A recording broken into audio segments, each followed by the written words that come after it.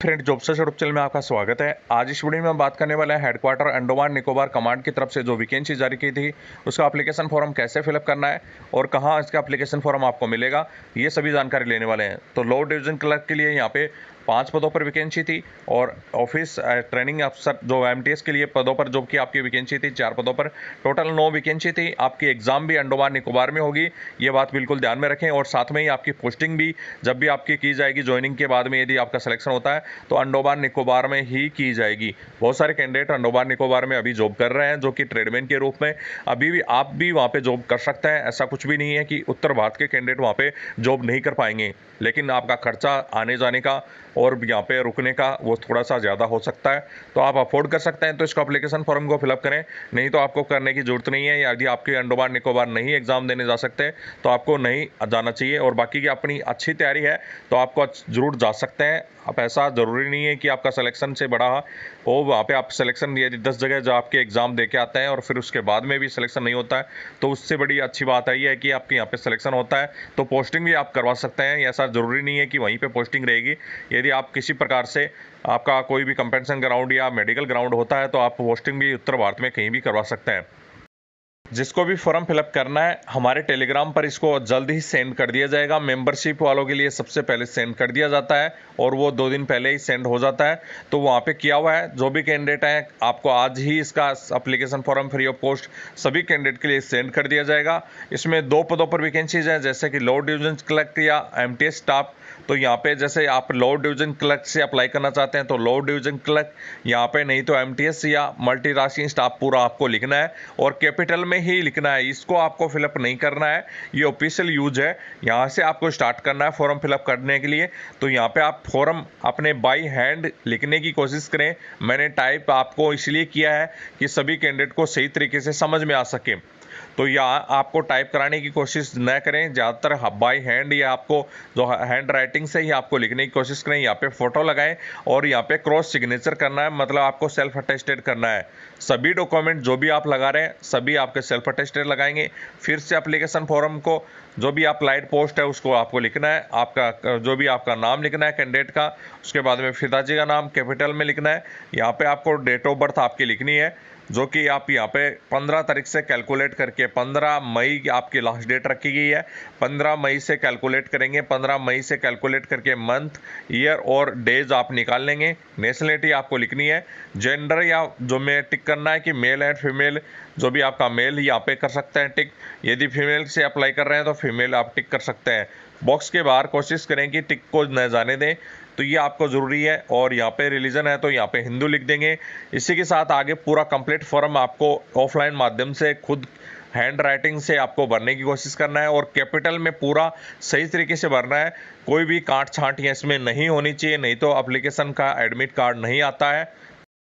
Permanent address के रूप में कंप्लीट आपको जहाँ पे आप एड्रेस पे रह रहे हैं उसमें कैपिटल अक्षर में कंप्लीट फिलअप करना है। एड्रेस कॉर्पोरेंस है ये भी आपको, यदि जहाँ पे आप अलग से रह रहे हैं या सेम जगह रह रहे हैं तो दोनों सेम आपको करना है। यदि अलग कहीं रह रहे हैं तो आपको अलग करना है। ईमेल आईडी ज़रूर आप कैपिटल में लिखने की ज़रूरत नहीं है, उसको घसीट लिपि में भी लिख सकते हैं या स्मॉल में भी लिख सकते हैं, कोई दिक्कत नहीं है। या कैपिटल में आप लिखना चाहते हैं तो और बेटर है। यहाँ पे मोबाइल नंबर ज़रूर सही तरीके से लिखें। आधार कार्ड नंबर 12 अंकों का यहाँ पे कंप्लीट फिलअप करना है। आप गवर्नमेंट एम्प्लॉय हैं या नहीं है उसके लिए यहाँ पे आपको अंदर टिक करना है। नहीं है तो नो लिख देना है, सर्विसमैन है तो नहीं है तो यहाँ पे नो लिख कर देना है। यहाँ पे इसको आपको कुछ भी लिखने की जरूरत नहीं है, ये आपको नहीं खाली छोड़ने हैं। यदि आप नो है तो आप कौन सी कैटेगरी है, यूआर से तो यूआर है, नहीं तो आपको यदि जैसे कि ओबीसी से है तो यहाँ पे ओबीसी आप लिख सकते हैं। इसके बाद में आपका एज रिलैक्सेशन चाहिए, जैसे कि आपको मैंने 24 साल हुआ है तो नहीं चाहिए तो यहाँ पे नो हो जाएगा। यदि एज रिलैक्सेशन इसमें ओबीसी था और आप कंप्लीट जैसे 27 साल के हो गए हैं, 25 से ऊपर या 26 से ऊपर जो भी आप होते हैं उसके अनुसार आपको एज रिलैक्सेशन मिलती है। नेक्स्ट कॉलम है कि आपका पर्सनल डाटा आपके जॉब के लिए आप शेयर करना चाहेंगे कि नहीं, तो यहाँ पे यस कर देना है। इसके बाद में आपको जो भी एजुकेशन है वो यहाँ पर 10th की कंप्लीट कौन से बोर्ड से किया, कौन से ईयर में किया, कितने टोटल मार्क्स आए और कितने परसेंटेज आए, ये लिखना है। 12वीं का कौन से बोर्ड से किया, कौन से ईयर में पास किया और कितने मार्क्स आपके टोटल आए और ये आपके परसेंटेज, यहाँ पे आपके इतने जो भी अदर कोई क्वालिफिकेशन लगा रहे हैं तो यहाँ पे कॉपी इंक्लोज कर देना है। जैसे BA BSc आप कुछ लगा रहे हैं तो लगाना है तो लगा सकते हैं, नहीं तो कोई ज़रूरत यहाँ पे नहीं है। कहीं जॉब किए हुए हैं तो यहाँ पे लिख सकते हैं, नहीं तो कोई ज़रूरत नहीं है। आइडेंटिफैक्स मार्क्स ज़रूर लिखें, जैसे एक ब्लैक मोल और नेक है या कट ऑफ मार्क्स है, जो भी आपकी बॉडी पे किसी भी प्रकार का मार्क्स वगैरह है वो यहाँ पे एक ज़रूर आपको साथ में लिखना है। यहाँ पे आपका थंब जो भी लेफ्ट थंब है वो यहाँ पे आपको इम्प्रेस करके यहाँ पे लगा देना है और यहाँ पे आपको सिग्नेचर करने हैं, जो कि आपको इस बॉक्स के अंदर ही रहनी चाहिए। डेट यहाँ पे आप आज की या जब जिस दिन भी फॉर्म भेज रहे हैं उसकी डाल देनी है। यहाँ पे आपका प्लेस जो भी होगा, प्लेस जैसे डिस्ट्रिक्ट का नाम या किसी बड़ी सिटी में आप रहते हैं तो उसका नाम यहाँ पे लिख सकते हैं। तो आप जो भी कैंडिडेट हैं, इतना ही एप्लीकेशन फॉर्म है, 3 पेज का एप्लीकेशन फॉर्म रहने वाला है और free of cost application form है। स्पीड पोस्ट के माध्यम से आपको सेंड करना है और साथ में एक लिफाफा 45 रुपये की डाक टिकट लगा साथ में भेजना है। जो भी डॉक्यूमेंट लगाएंगे सेल्फ अटेस्टेड फोटोकॉपी लगानी है, ओरिजिनल आपको नहीं भेजना है। जिसमें एजुकेशन सर्टिफिकेट 12वीं का आपको ज़रूर साथ में भेजना है। जैसा कि आपके एजुकेशन 12वीं तक आपकी की हुई है तो 12वीं का साथ में ज़रूर भेजना है। 10वीं का ज़रूर लगाना ही लगाना है, जो कि आपका डेट ऑफ बर्थ के रूप में भी आपका सर्टिफिकेट काम आएगा। कास्ट सर्टिफिकेट यदि किसी UR कैटेगरी के अलावा किसी भी कैटेगरी से EWS वगैरह से भी है तो वो साथ में आपको लगाना है, वो भी आपका वैलिड होना चाहिए।